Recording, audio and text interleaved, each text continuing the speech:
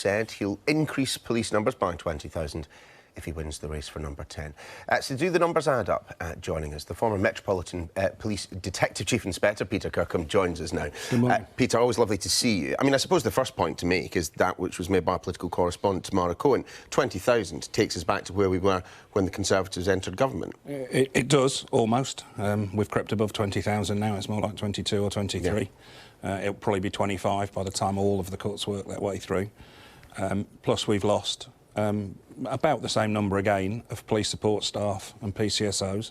So the officers that are remaining are spending a lot of time doing admin tasks and investigative tasks that would have otherwise been done by civilian support staff. So, yeah, it's good news if it happens, but it's not the whole answer, even if it does. When you say it's not the whole answer, what do you mean? The main thing that's happened, or two things have happened with this government over the last 9 years, or the last 2 or 3 governments, Tory-led governments, and that is that, first of all, the numbers have been cut, and obviously you put money back in. It needs to be more than a one-off. If you're going to fund 20,000 additional officers, that's a commitment for 35, 40 years. Yeah, it's not a £1.1 billion pound commitment, is it? No, I mean, they talk about the 970 million they've put into policing this year, but that's one-off hit. All it can be spent on, effectively, is overtime and little else. So it's a long-term commitment, and it remains to be seen if he's able to do that. But the second thing, and it's something they could correct tomorrow if they wanted to, was the lack of support for police and policing. Theresa May has undermined the police consistently since she became Home Secretary and carried it on into Prime Ministership. She hasn't got a good word to say about them, and that is having a devastating effect on morale. And they could reverse that tomorrow if they felt like it.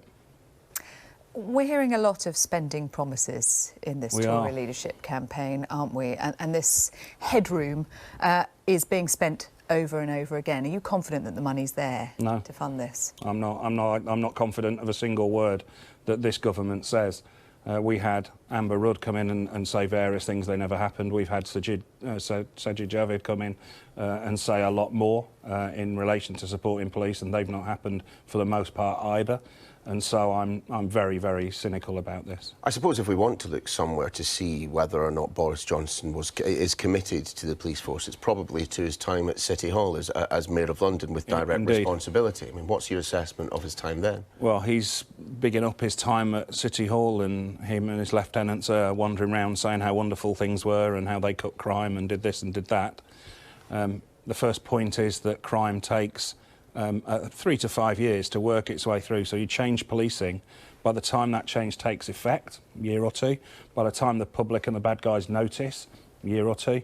By the time they start doing more crime and it making its way into the figures, a year or two. So 3 to 5 years before a crime trend appears that's caused or in any sort of way by a change to policing.